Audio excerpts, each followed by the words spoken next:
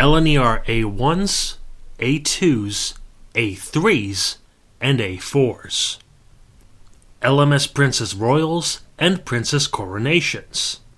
And the turbomotive, if you want to count that too. Southern Railway Merchant Navies, West Countries, and Battle of Britain locomotives. And the British Rail Standard Class 6 Clans, Class 7 Britannias, and a one-off Class 8 Duke. All of them different locomotive designs, which are argued to represent British express steam at its finest. And the one big thing connecting them? They were all built with the same wheel arrangement. The 462 Pacific. But all these Pacifics had to come from somewhere. And I know a bunch of people are already typing away in the comments with a rather obvious question. What about the Great Western Railway and their experience with Pacifics? Long story short, the Great Western Railway only had one Pacific locomotive on their books, which just happens to be the very first Pacific locomotive ever built in the UK, and it wasn't even very good. That's the short version of the story. For the long version of the story, welcome to Loco Profiling episode 28. Great Western number 111, The Great Bear. And yes, there's plenty of irony in that fact because the locomotive wasn't all that great. And you know what else isn't great? Having both drivers of the McLaren Formula 1 team being disqualified from today's, or rather yesterday's, Las Vegas Grand Prix. I'm in pain. Now, number 111, named the Great Bear, was built in January of 1908 at the GWR's Swindon Works. But it's argued whether she was a technical experiment or just a public relations stunt. On the one hand, people argued that her designer, George Jackson Churchward, built her as an experimental prototype to see how much power he could get from a bigger boiler.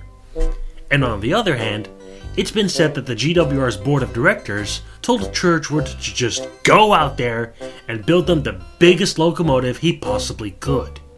What resulted was, as I already said, Britain's very first 462 Pacific. And at the time, the biggest steam locomotive in the entire country. In fact, it was so big, the tender even had 8 wheels over a pair of 2-axled bogies, rather than the usual UK tender practice of 6 wheels on a 3-axled frame.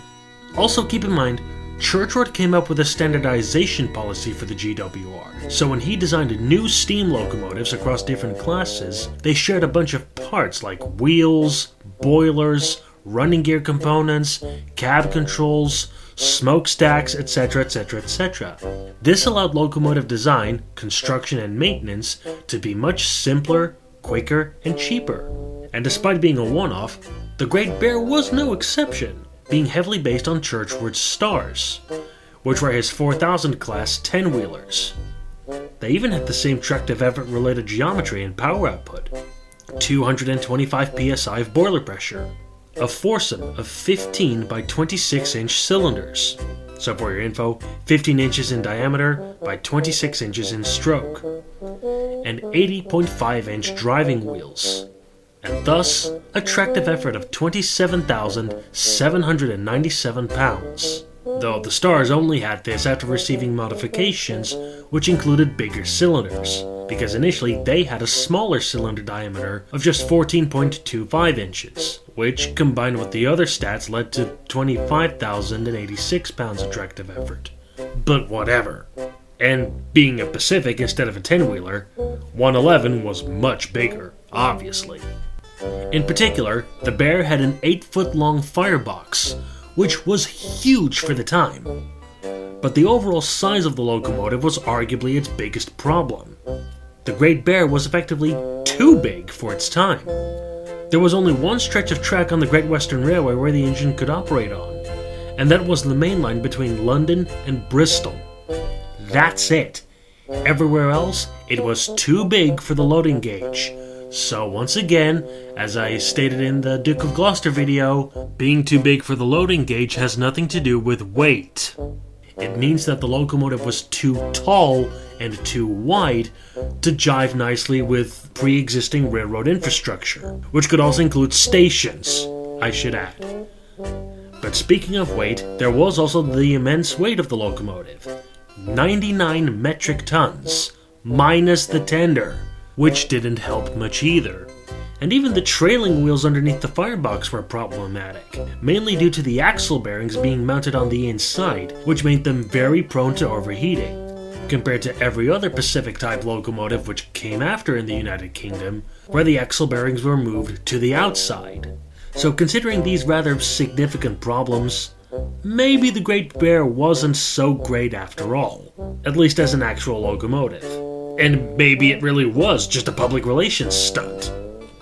With heavy firebox repairs on the horizon, number 111 was retired in January of 1924, and Churchward's successor, Charles Collett, would have the engine rebuilt and converted, shrinking it down from a 462 Pacific into a 460 10-wheeler, specifically of Collett's new Castle class, which was the proper successor to the Star class.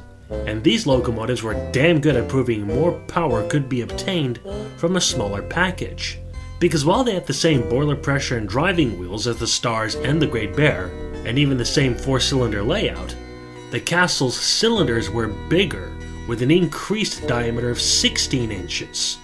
This put their tractive effort at 31,626 pounds, wiping the floor with the Bear in pulling power alone.